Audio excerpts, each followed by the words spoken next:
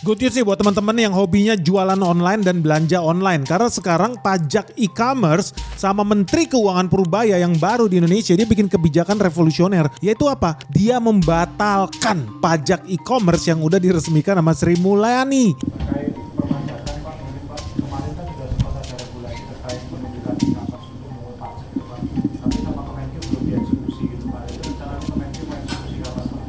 Nah ini kami sedang ngetes sistemnya ya, sudah bisa diambil, uangnya udah bisa diambil, beberapa udah diambil ya, jadi sistemnya udah siap. Tapi saya lihat begini, ini kan baru ribut-ribut kemarin nih, kita tunggu dulu deh, paling nggak sampai kebijakan tadi uang 200 triliun, kebijakan untuk mendorong perekonomian mulai kelihatan dampaknya, baru kita akan pikirkan nanti. Tapi yang jelas sistemnya sudah siap sekarang. Wais, gila guys, ini betul-betul kabar yang luar biasa. Karena kan kalau zaman dulu ya, menteri-menteri di Indonesia nya otaknya pikirannya hanya naikin pajak sampai lu mampus kering kerontang. Solusinya apa kalau negara defisitnya banyak? Naikin pajak. Solusinya apa kalau negara butuh duit? Naikin pajak. Negara butuh bayar utang tapi nggak punya duit. Solusinya apa? Naikin pajak. Pokoknya itu aja pemikiran pejabat-pejabat di Republik ini, semuanya nggak ada otak, males mikir. Nah Purbaya ini punya kebijaksanaan yang agak beda guys. Kenapa? Karena Purbaya ternyata punya kebijaksanaan pajak jangan dinaikin, kalau bisa malah dikurangin. Dan ini jadi kenyataan khususnya di marketplace. Jadi buat teman-teman yang belum tahu ya, harusnya ya di 14 Juli 2025 kita itu udah kena pajak baru nih kalau lu hobinya belanja di Shopee atau di Tokopedia. Itu ada pajak online. Jadi kalau lu pedagang online, lu wajib bayar pajak 0,5%. Dari omzet lo, ingat lo, dari omzet bukan dari profit. Ini sebetulnya hal yang agak mendebarkan nih bagi banyak pelaku bisnis online. Karena at the end of the day yang bayar pajak itu bukan mereka, yang bayar pajak adalah customer. Jadi mereka ada dua pilihan, naikin harganya supaya nanti bayar pajak 0,5% yang bayar customer, atau tidak naikin pajaknya, tidak naikin harganya sehingga mereka yang nanggung biaya beban pajak 0,5% itu. Nah ini harusnya berlaku di bulan Juli 2025. Tapi kan hari ini lu gak kedengaran ya. Kemana pajak itu? Oh ternyata Purbaya melakukan penundaan karena dia melihat daya beli masyarakat lagi tertekan. Dan dia juga mau lihat nih, dia kan lagi kasih stimulus ekonomi ya, 200 triliun ditaruh di perbankan kita. Nah stimulus ekonomi ini diharapkan ya bisa bawa perekonomian kita jadi lebih baik lagi. Cuma kan jadi aneh, dia berharap stimulus ekonomi ini memutar di bawah. Menurut hitungan Benik 200 triliun bisa jadi 1.133 triliun. Nah ini gak bakal bisa jadi kejadian kalau seandainya masyarakat gak punya daya beli buat daya putar ekonomi itu kalau pajak malah dinaikkan. So Purbaya punya kebijakan baru, yaitu apa? Pajak bagi pedagang online dengan omzet di atas 500 juta itu dibatalkan. Nah buat teman-teman yang belum tahu ya, kita itu punya peraturan baru, ini peraturan Menteri Keuangan. Ternyata Menteri Keuangan itu berdampak besar loh bagi hajat hidup orang banyak, terutama lu yang hobinya belanja online. Jadi Menteri Keuangan yang lama punya ide malah ke lu nih. Kalau lu punya omzet di atas 500 juta, lu harus bayar 0,5% ke negara pajak.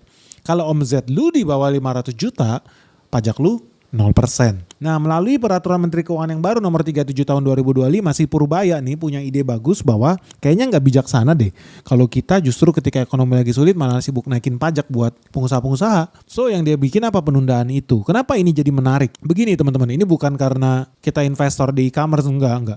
Tapi ini yang gue mau bilang bahwa akhirnya ya kita punya menteri itu yang paham mekanisme pasar market bekerja, bukan cuma soal naikin pajak tapi bagaimana menumbuhkan ekonomi justru bukan dengan jalur ningkatin persentase pajak. Karena ada pilihan lain apa? Pajak biarin aja sama. Kalau seandainya ekonominya bertumbuh, pasti penerimaan negara juga tinggi. Contoh, kalau negara kasih pajak 10%, negara dapat duit 10 triliun. Nah, negara berpikir kalau gue mau 11 triliun naikin aja 1%, jadi 11%. Tapi kan ada cara lain. Kenapa nggak dinaikkan pertumbuhan ekonomi kita? Kesejahteraan rakyat ditingkatkan. Ujung-ujungnya walaupun 10% juga, tapi kalau perekonomian kita tumbuh 2 kali lipat, akibatnya apa? Duit 10 triliun kan naik juga jadi 20 triliun. Jadi at the end of the day, negara juga untung. Jadi ada jalur meningkatkan pendapatan pajak dengan meningkatkan ya perekonomian rakyat. Bukan dengan naikin persentase pajaknya. Nah ini logika berpikir yang bagus menurut gue, ini agak beda nih sama menteri-menteri sebelumnya. Cuma sayangnya ya banyak orang yang komplain kalau seandainya negara tidak naikin pajak berarti negara makin defisit. Menurut gue enggak. Karena bisa jadi kita defisit justru mengecil nih di 2026. ketika perekonomian kita naik. Dan gua rasa itu yang akan terjadi ya. Nah, kenapa ini menarik? Teman-teman tahu, kegelisahan sekarang ya para pelaku usaha khususnya di dunia online itu makin banyak biaya-biaya potongan dari pemilik platform. Contoh, lu di Shopee, lu bayar pajak Shopee itu bisa sampai lebih dari 10% loh. Lu bayangin, mereka itu punya fee buat bayar platform, namanya platform fee lah, apal banyak bentuknya lah, biaya administrasi lah, biaya penjualan lah, biaya off. Lu tahu nggak kalau lu beli makanan online, itu bayar platform fee-nya itu bisa sampai 30% loh. Lu jadi bayangin ya, 1/3 yang lu bayarkan di platform itu ternyata pergi bukan ke pemilik restoran atau pemilik kafe atau pemilik warung, enggak, tapi pergi ke pemilik platform. So I think this is a very good news nih. Menteri Purbaya bikin kebijaksanaan, tapi gue yakin pasti banyak orang yang nyerang dia nih. Gimana bisa kompetitif pelaku usaha kita bisa ekspor ke luar negeri kalau bunga banknya aja udah mahal banget. Lu bayangkan dengan di Vietnam lu kalau bisnis lu ekspor, lu kredit ke bank bunganya maksimal 4% loh. Gila nggak? Sekarang udah bayar mahal, dia harus bayar PPN lagi. Karena ketika perusahaan-perusahaan ini ekspor, kan mereka juga beli barang baku, beli barang dan jasa, ada komponen pajak di situ. Kenapa nggak dibantu supaya usaha-usaha berorientasi ekspor ini supaya bayar pajaknya lebih rendah, kredit perbankannya lebih murah? Lu setuju nggak guys? So anyway, pertanyaannya kembali lagi kepada kalian sih. Buat teman-teman, lu setuju nggak sih dengan rencananya Menteri Purbaya buat membatalkan atau menunda ya pajak e-commerce ini 0,5% dari omzet? Kalau gua sih setuju banget. Karena menurut gua ini sejalan ya dengan agenda pemerintah buat menggairahkan ya